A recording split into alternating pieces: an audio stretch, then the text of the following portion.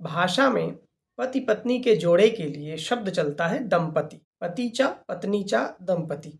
परंतु इसके 3 रूप मिलते हैं, दंपत्ति, दंपति और दंपति। इनमें किस वर्तनी को सही माना जाए, आइए समझते हैं।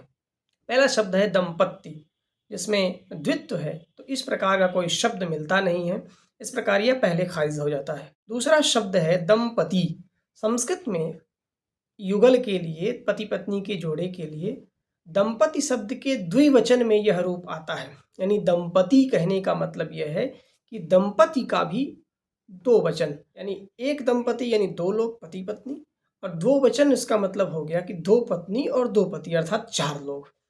तो यह शब्द रूप दंपति वाला संस्कृत भाषा में आता है, इसलिए वहाँ लोग आमतौर पर एक वचन के लिए दंपति के लिए भी, एक पति पत्नी के लिए भी दंपति का प्रयोग करते हैं। परंतु हिंदी में चूँकि 2 या 2 वचन होते नहीं, इसलिए हिंदी में दंपति कहना भाषा की उस वचन वाली जो संरचना है व्याकरण में, उसके साथ छेड़छाड़ करना है। यहाँ पर विवाद है। डॉक्टर सुरेश पंत, कमलेश कमल आदि जो इस समय भाषा विज्ञान में काम कर रहे हैं, भाषाविद हैं, उनमें इस शब्द को लेकर के एक मत नहीं है। यहाँ डॉक्टर सुरेश पंत इत्यादि भाषाविद यह मानते हैं कि दंपति शब्द संस्कृत का है और द्विवचन रूप है, तो यह संस्कृत तत्व में चलना चाहिए, हिंदी में उसका हुबहू प्रयोग नहीं हो सकता। हमें उसके लिए दंपति बनाना ही पड़ेगा। यानी दंपति शब्द में क्योंकि 2 वचन का रूप आ जाता है, भाव आ जाता है, और 2 वचन हिंदी में होता नहीं है, ये हिंदी में उसे स्वीकार नहीं कर सकते।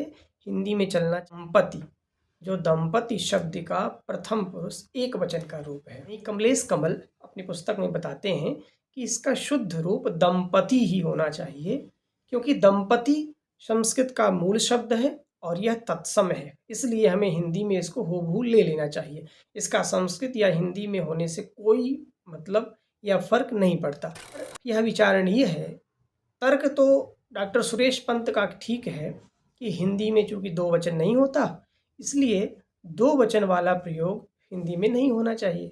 पर आजकल प्रतियोगी परीक्षाओं के लिए जो पुस्तकें लिखी जाती हैं या और जो भाषा संबंधी किताबें आ रही हैं, वे शुद्धि अशुद्धि का जो चैप्टर रखती हैं, उसमें ज़रूर इस शब्द को शामिल करती हैं और वहाँ वे दंपति को ही अर्थात दीर्घ इकार वाले रूप को ही शुद्ध मानती हैं। क्या लगता है, आपकी क्या विचार हैं?